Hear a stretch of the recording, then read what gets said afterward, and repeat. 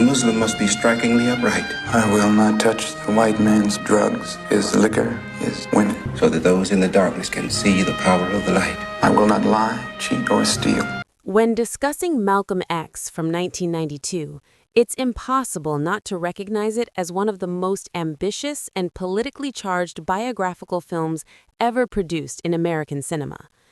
Directed by Spike Lee and led by a towering performance from Denzel Washington, the film is not merely a recounting of historical milestones, but an expansive character study that traces the ideological evolution of one of the most polarizing and influential figures of the 20th century. Rather than compressing Malcolm's life into a simplified narrative, the film embraces its epic scope, moving deliberately through distinct phases: the trauma of his childhood, the recklessness of his youth, the intellectual awakening in prison, his meteoric rise within the Nation of Islam, his disillusionment, and finally, his transformation after pilgrimage and his assassination. The film opens with a striking sense of historical urgency, placing Malcolm's life in the broader context of racial violence and systemic oppression in America. From the beginning, it establishes that Malcolm's story cannot be separated from the story of Black America in the early and mid-20th century. Born Malcolm Little, he grows up in a household shaped by activism and terror. His father, a preacher influenced by Black nationalist ideology, becomes a target of white supremacist violence. The film portrays the psychological scars left by these early encounters with racism, the burning of the family home, the suspicious death of his father, and the institutional breakdown of his family. These formative experiences are not presented as isolated tragedies, but as catalysts that shape Malcolm's distrust of American institutions. As the narrative shifts to his adolescence and early adulthood, the tone transforms into something almost kinetic. Malcolm reinvents himself in Boston and Harlem, immersed in nightlife, gambling, drugs, and petty crime. The film's visual style becomes vibrant and excessive, reflecting the seductive chaos of this world. In these sequences, Malcolm is charismatic, reckless, and searching for identity. He adopts the nickname Detroit Red, straightens his hair, and assimilates into a culture that offers temporary power but no lasting purpose. His eventual arrest and imprisonment mark a pivotal turning point, not only structurally in the film, but spiritually in the character's journey. Prison becomes the crucible in which Malcolm is remade. Through correspondence with family members and exposure to the teachings of the Nation of Islam, he begins an intense process of self-education. The film underscores this transformation by showing him devouring books, copying dictionaries page by page, and sharpening his rhetorical skills. This period is portrayed with gravity and discipline, contrasting sharply with the flamboyance of his earlier life. When he abandons the surname Little, which he associates with slavery, and adopts X, the symbolic rejection of a lost ancestral identity becomes one of the film's most resonant moments. It is here that Malcolm's intellect and sense of mission begin to crystallize. Upon his release, Malcolm emerges as a devoted minister of the Nation of Islam under the leadership of Elijah Muhammad. The film carefully explores the appeal of the organization's teachings, particularly its emphasis on Black self-reliance, discipline, and separation from white society. Malcolm's speeches become central set pieces, delivered with electric conviction. Denzel Washington's performance captures both the rhythm and the razor-sharp clarity of Malcolm's oratory. The camera often lingers on his face as he dismantles the logic of white supremacy, challenges integrationist strategies, and calls for Black pride and self-defense by any means necessary. These moments are staged not simply as historical reenactments, but as living arguments, inviting viewers to confront the urgency of the issues. As Malcolm's prominence grows, so does internal tension within the Nation of Islam. The film does not flatten these conflicts into melodrama. Instead, it presents ideological friction and personal betrayal as inevitable consequences of rapid influence and human frailty. Malcolm becomes the public face of the movement, drawing media attention and expanding membership. Yet, his increasing independence and visibility generate suspicion. The revelation of moral failings within the organization's leadership shakes his faith. The once unwavering disciple begins to question authority, a shift portrayed with subtle emotional complexity. One of the film's most powerful structural decisions is its depiction of Malcolm's pilgrimage to Mecca. This journey functions as both a geographical and spiritual crossing. In Saudi Arabia, Malcolm encounters Muslims of diverse races praying together, an experience that challenges his previously rigid views on racial separation. The cinematography opens up into sweeping desert landscapes and luminous imagery, signaling an internal broadening. Malcolm returns with a transformed perspective, embracing a more inclusive understanding of human solidarity while maintaining his commitment to Black empowerment. The film treats this transformation not as a repudiation of his earlier anger, but as an evolution toward a more nuanced philosophy. Upon returning to the United States, Malcolm founds new organizations and speaks with renewed clarity about global human rights. Yet the atmosphere grows ominous, threats escalate, tensions mount, and surveillance intensifies. The film builds toward the tragic inevitability of his assassination at the Audubon Ballroom in 1965. The staging of this event is somber and unflinching, emphasizing both the chaos of the moment and the profound loss it represents. Rather than sensationalizing the violence, the film frames it as a devastating interruption of a life still in motion. Throughout its nearly 3.5-hour runtime, Malcolm X maintains an epic rhythm.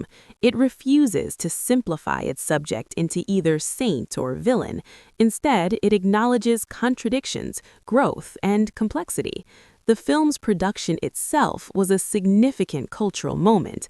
Financing challenges, public scrutiny, and debates over authorship surrounded its creation, reflecting the very tensions the film depicts. It stands as one of Spike Lee's most expansive works, merging biographical storytelling with political cinema. Denzel Washington's portrayal earned widespread acclaim, often cited as one of the defining performances of his career. He does not merely imitate Malcolm's cadence and gestures, he inhabits the transformation across decades, shifting from streetwise hustler to disciplined minister to globally conscious leader. His performance anchors the film's emotional core, ensuring that the historical scale never overwhelms the human being at its center. The supporting cast contributes layers of authenticity and gravity. Angela Bassett's portrayal of Betty Shabazz presents a partner who is both steadfast and perceptive, grounding Malcolm's public intensity with private tenderness. The film carefully weaves their relationship into the broader narrative, emphasizing family as both sanctuary and vulnerability. Scenes of domestic life provide contrast to public speeches, revealing Malcolm as husband and father, not solely icon. Visually, the film employs bold color palettes and dynamic camera movements to distinguish different eras of Malcolm's life. The early urban sequences pulse with saturated hues and jazz-inflected energy, while the prison scenes are stark and introspective. The pilgrimage sequences are expansive and luminous. This stylistic variation reinforces the sense of continual reinvention.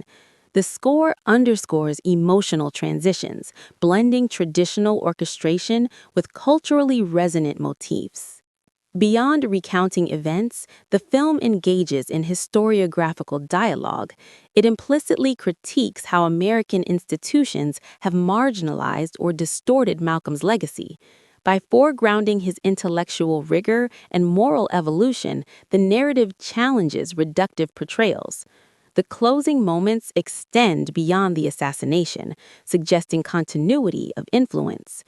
Images of children reciting "I am Malcolm X" echo across generations, transforming the individual into a symbol of collective resistance and self-definition. The cultural impact of Malcolm X upon release was substantial. It sparked renewed conversations about race relations, representation, and the politics of memory.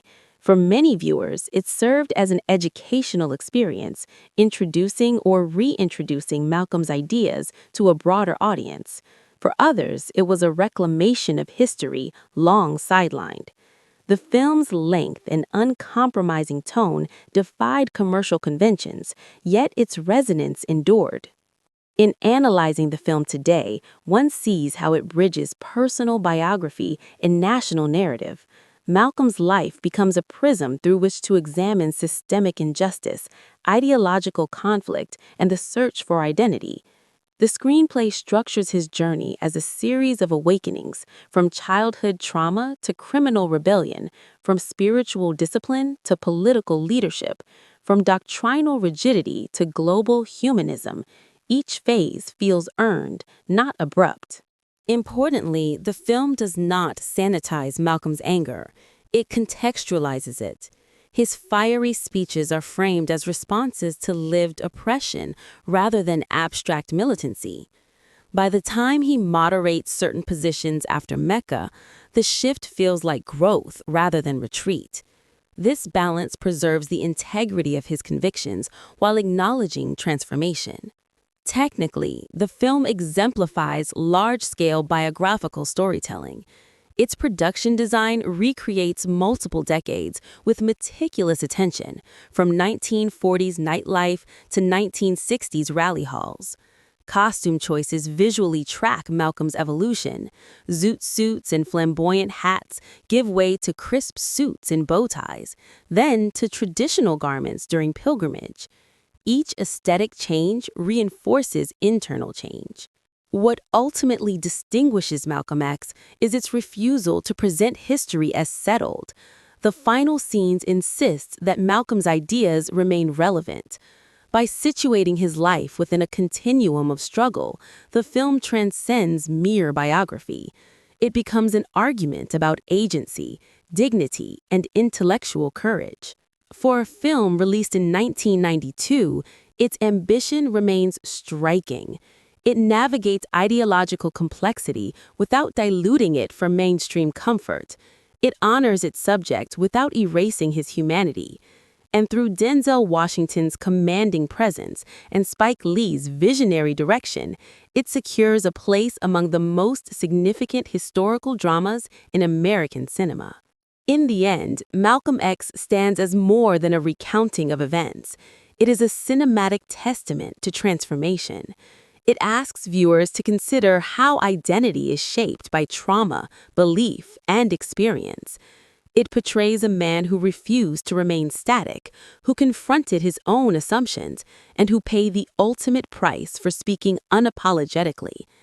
Decades after its release, the film continues to provoke reflection, reminding audiences that the story of Malcolm X is not confined to the past, but reverberates in ongoing conversations about justice, equality, and self-determination.